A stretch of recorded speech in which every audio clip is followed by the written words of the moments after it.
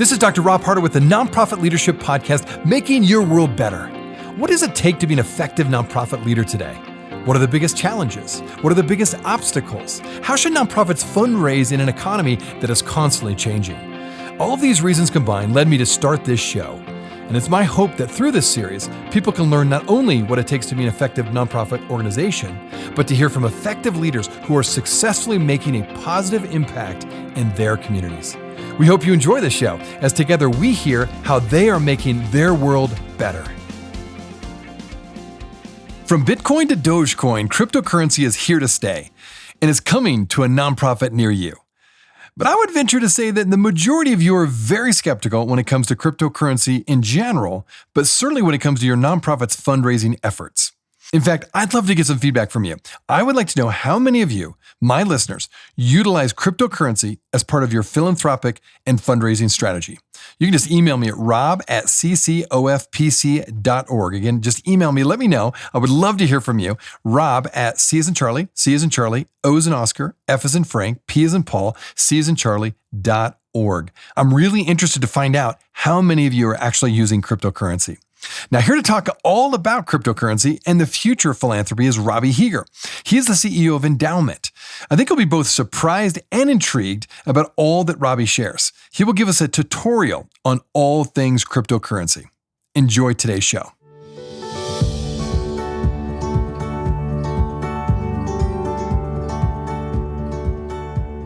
Well, cryptocurrency, it's all the rage on the one hand, but there's a high skepticism about it, especially in the realm of philanthropy because of the concern over long-term sustainability. So for my audience, Robbie, who may not be fully aware of cryptocurrency, just start out by giving us a 30,000-foot level, 2-minute overview of this. What is cryptocurrency and why should my audience pay attention to it? Yeah, absolutely. It's great to be here, Rob. And I think this is a great place to start because it's important that we demystify or demyth some of the assumptions about cryptocurrency. And for me, the way that has always clicked the most quickly about how to think about cryptocurrency is through a metaphor about various previous iterations of the internet. And so really, cryptocurrency is an internet innovation. It's a new era of web development. So the web came out in the late 80s, under the military, 90s to the consumer. And when the web first came out, it was, everybody had to go and run and get a .com. There was the .com craze. You had basically any word .com, and there were businesses everywhere. And the first phase of the internet was really taking the world's information and indexing it into a network of servers sprinkled all around the world. And that created immense value for society, right? When you could Google something and all of a sudden just get an answer to any question in the world, no matter where you were in the world, that was revolutionary technology. And that's what we're talking about when we say indexing the world's information. It means you save it onto databases, categorize it, make it searchable, make it interactable with anybody on the internet. So that's Web 1.0. Web 2.0 indexed the world's people onto the internet. And what do I mean by indexing the world's people? Well, look at the companies that were prolific during the second era of the web's development of Internet 2.0. And you have companies like Facebook, like Twitter, like Yelp, and people voicing their opinions about restaurants, and like all the different social networks that we have right now that are a part of social media are the product of indexing the world's people into the internet. And that's really the Web 2.0 phase of the internet. That's what we've been living in for the past 5 to 10 years, really since the first .com bubble popped. And what's happening with cryptocurrency and what I will call digital assets for most of the conversation here is that we are now in a phase of internet development where we are indexing the world's value.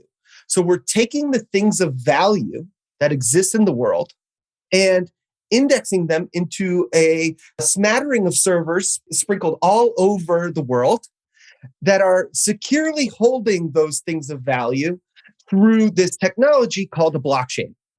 Honestly, that was one of the best descriptions of how you kind of went from Web 1.0 all the way to cryptocurrency. Thank you for that. Honestly, I think it's super helpful. I hope it'll be helpful for my listeners.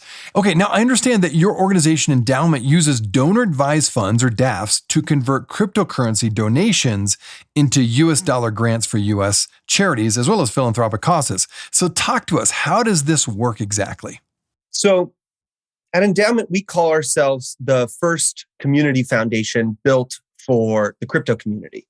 Or another term that we use a lot is called DeFi, which is short for decentralized finance. And decentralized finance is really one of the first subsets of applications in this internet of value that's really hitting that product market community fit.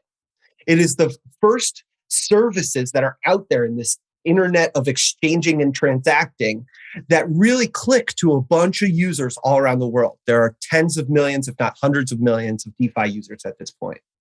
And what DeFi is a collection of new companies offering financial services that mirror financial services in the traditional finance sector, like lending, like derivatives or stock options, like yield-bearing products, interest-bearing products, bonds and such that are replicated using this new internet of value. They use the blockchain as the facilitator of these services.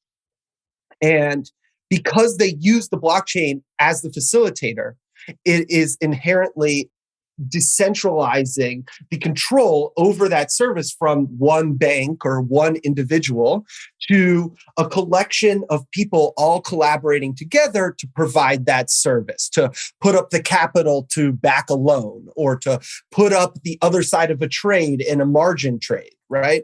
And what we're doing at Endaoment as the first community foundation for decentralized finance is we're providing financial services that would normally be provided by a community foundation in the traditional finance space, but using the new infrastructure to facilitate those financial services. So we started with donor advised funds, and we've grown now to also support what we call community funds, which are really field of interest funds, where we have a panel or some sort of rubric that's coming together to design grant-making options and pools donations from a large number of donors, while the donor-advised fund is more directed towards individual giving. Interesting. Okay, so for a typical community foundation, there's always a fee right involved because they're doing a lot of this management of the funds, and they're dealing with whatever, potentially taxes or, giving reports to donors and contributors. Talk to me about that. Is that what Endaoment does? Do you outsource that? How does it work in terms of internally with your organization in terms of all those kind of behind the scenes administrative tasks?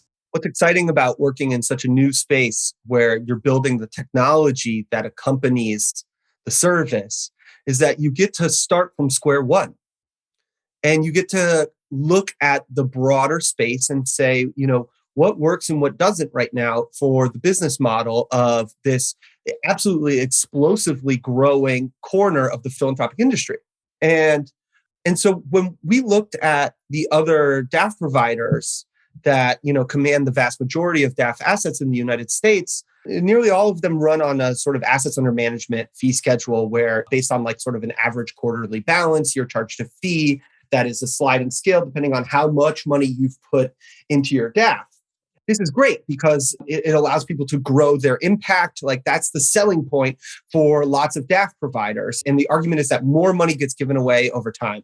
Saw the criticism of DAFs that say, this encourages that this current business model for the big national DAFs, they do best when the cash is sitting idle in the account for as long as possible. That's how they accrue the most fees against the value of the DAF. And that felt sort of antithetical to the spirit of the DAF, right? We're trying to have an impact in these organizations. The end recipient doesn't actually receive the capital until the grant recommendation is made. And to us, we wanted to try and build a system that was focused on throughput, that was receiving the bulk of our reward when the money actually flowed out of the DAF. And so the way that our fee structure is set up, and thank you for tolerating this roundabout, very long-winded answer, is that we don't charge assets under management fees. We charge a lifetime fee that's processed with 50 basis points on the way in and 100 basis points on the way out. Now, very interesting. Okay, so for a lot of people, as I said at the outset, the idea of using cryptocurrency brings a lot of skepticism, even fear that this money is not really reliable, it's not sustainable. So how do you overcome people's skepticism about these issues? So skepticism is healthy. I think it means we're on to something, in my perspective. And we try to mitigate the skepticism in a couple of ways. One is by using the world's most trusted, most transparently audited, and easiest to on-off ramp dollar-backed stablecoin called USDC. A stablecoin, for those people outside of the crypto space, is a crypto asset whose value is pegged to the dollar or to another currency. So one USDC, which is the currency that we operate all of our funds in on chain, is always equal to one US dollar. And every month, a selection of accounting firms publicly release audits of the bank accounts that hold the equivalent dollars alongside the number of tokens that have been issued ever. And so it's kind of like a more transparent version of all the dollars is worth all the gold in Fort Knox. They're basically doing this publicly through private companies, through Circle Internet Financial, and then like the big four accounting firms that audit their balance sheet. So that's big skepticism alleviation. Tactic number one is use stable coins. Right? Use something that doesn't have the same volatility, that in fact has no volatility in the eyes of the nonprofit, right? Like by the time a nonprofit is asked to come onto Endaoment and claim a grant recommendation, the value of the gift is set in stone. There's no fluctuation to that value of that gift. You're receiving, if you're a nonprofit organization, receiving a grant from an endowment fund, you're receiving that grant either as a direct wire payment into your existing US bank account or as stable coins into a crypto wallet if you are in a position where you already have a crypto wallet set up for your organization. 95+% of our organizations onboarded onto Endaoment are using bank wires because it's effortless and they already have it.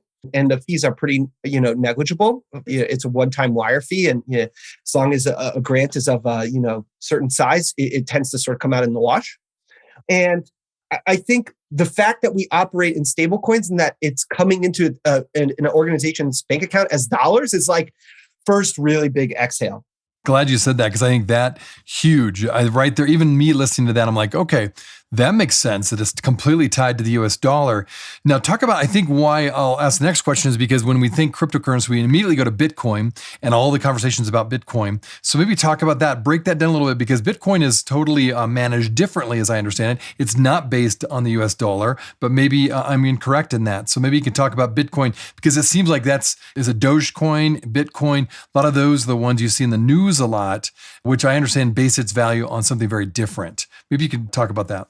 Yeah, so there are thousands of cryptocurrencies and there are millions of digital assets when you start to think about NFTs, non-fungible tokens, which are basically unique coins rather than one Bitcoin is one Bitcoin is one Bitcoin, right? That's a fungible token, right? And NFTs are, this NFT is unique from this other NFT, which is unique from all other NFTs, right? So that's a non-fungible token. So, you've been hearing a lot about NFTs in the marketplace, and we've actually been doing a lot of like charity auctions with NFTs, which is a fun thing we can talk about, and raising some really real money with NFTs. And there are millions of them. And they are getting speculated on through open, efficient markets, both centralized and decentralized. So there are people like Coinbase, Binance, Kraken, all sorts of centralized exchanges who create markets in the same way that Apple's stock price goes up and down, Bitcoin's stock price goes up and down effectively, right? So the price of Bitcoin goes up and down effectively. And Bitcoin is the first. They are the original. They were released in 2008 by an anonymous developer or group of developers named Satoshi Nakamoto. Dogecoin, which we've heard a lot about, is the same exact not the same exact, but very similar code to Bitcoin, just rebranded with a dog as the face of the coin because they thought it would be fun and cool. And so it's the same base technology effectively as Bitcoin, but it just has a dog as the picture of the coin. And lo and behold, like that has created community and people have bought into that community, and their community ownership is actually a real asset that they can hold and that can matriculate in value. And that's built this sort of viral growth mechanism for Doge. And that's how we wind up with Doge.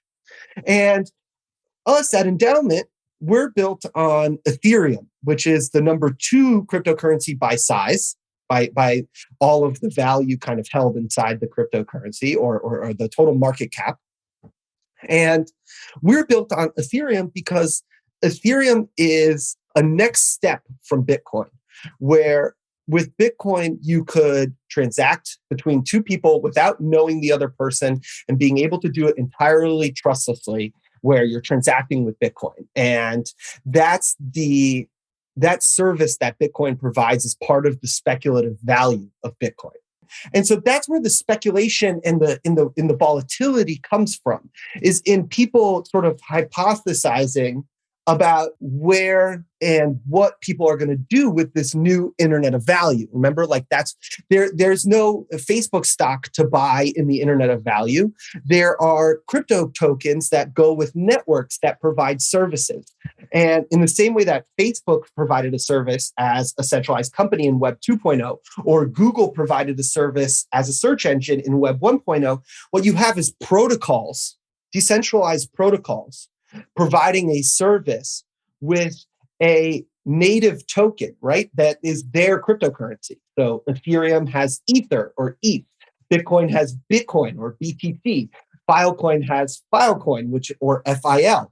And so all of these different currencies are basically the core governance mechanism, while also being the utility that keeps the system functioning, that keeps the system healthy, that keeps the service chugging along, because it's the reward that you get for helping to provide that service as one of those servers who are sprinkled around the world.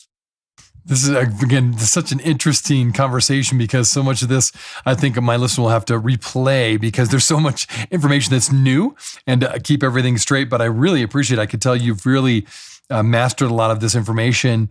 Now, when we go to actual practical using it for a nonprofit, what role do you see cryptocurrency playing for nonprofits when it comes to philanthropy? I mean, is this something that every nonprofit should be fully engaged with today? Is this something they should start looking into and researching? Give me kind of a sense of like, what's the urgency that nonprofits really get in the game, so to speak, of cryptocurrency? The most important thing I can say to your listeners here, I think, is that if you're approached with a cryptocurrency donor, it is not some dark money, scary, illegal thing that they have. And the infrastructure for your organization to accept that donation as dollars directly into your US bank account is very much within your grasp. And that's what Endaoment is here to help with. We accept basically every single cryptocurrency, whether it's an NFT all the way up to Bitcoin and everything in between. And if you get approached by a cryptocurrency donor, it might be the first time you accept crypto, but lean into that experience, because the infrastructure is there and there are people out there who really want to help you come into this space. We'll be right back. Hey, friends. Thanks so much for listening to the Nonprofit Leadership Podcast. If this is your first time listening to us, I want to make sure you're aware of a whole group of other episodes with fascinating guests that I previously interviewed. Just go to our website, nonprofitleadershippodcast.org. There you'll find numerous interviews of nonprofit leaders from all over the country and even from different countries, all trying to make their world better. I also want to encourage you to like, subscribe, and share this podcast with others. This will help us get this great content out to more nonprofit leaders just like you. Now, finally, if you want to get my monthly email update that contains more resources in addition to these episodes, it's really easy. Just go to my website at nonprofitleadershippodcast.org and simply type your email address in the top right-hand box, and you will be added to our monthly email update. And this way, you'll never miss any of the interviews or extra content from this show. And if you have any questions or comments, do not hesitate to email me. Thanks again for listening. Now back to the show.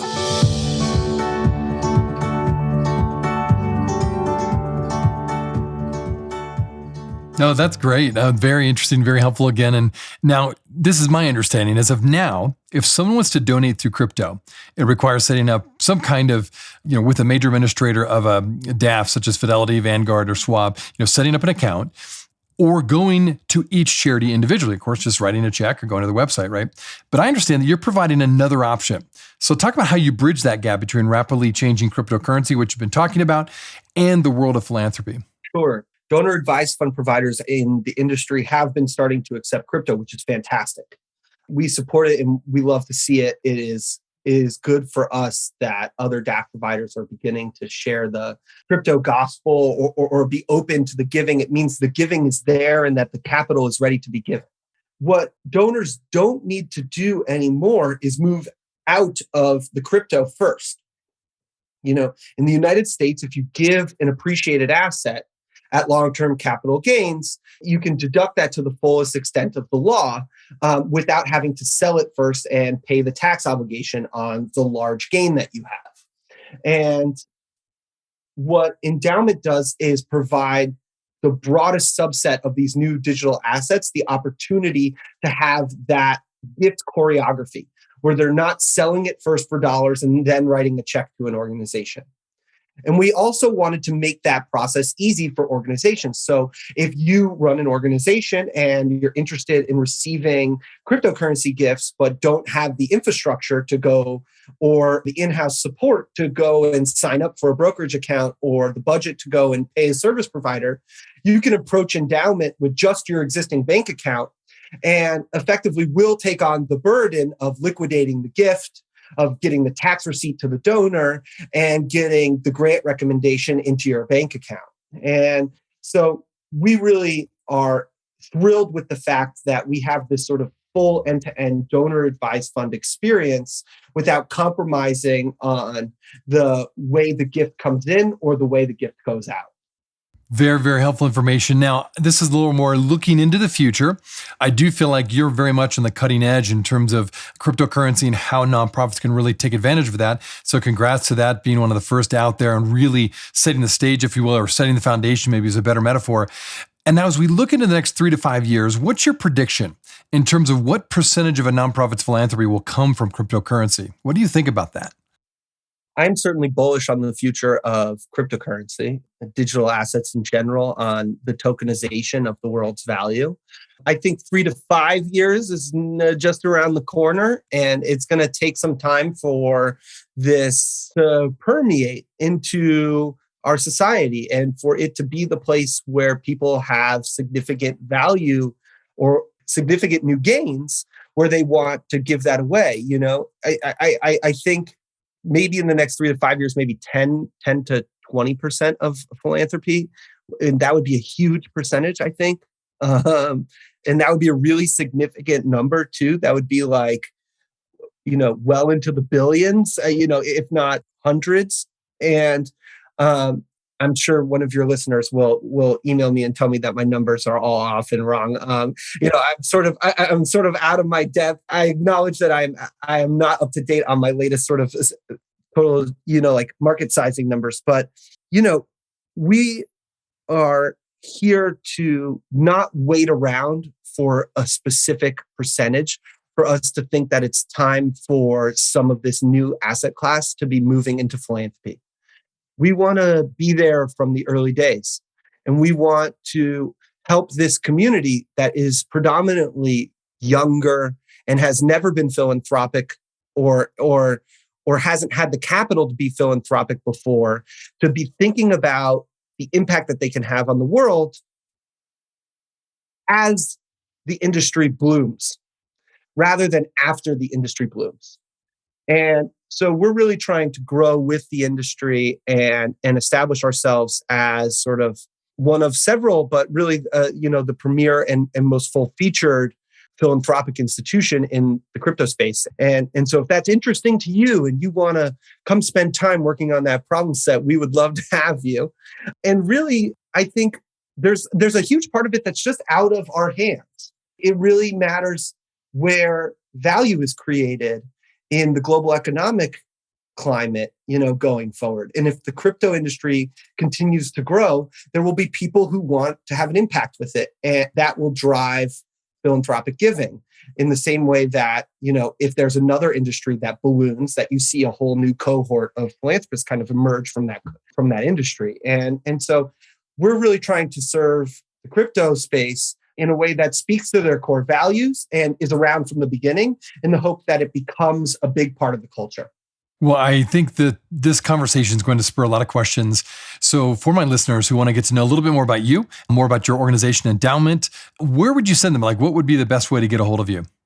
Endaoment is best found probably through Twitter at endowment.org, all spelled out, no periods, just, endowment.org, with endowment spelled DAO instead of DOW. So ENDAOMENTDOT.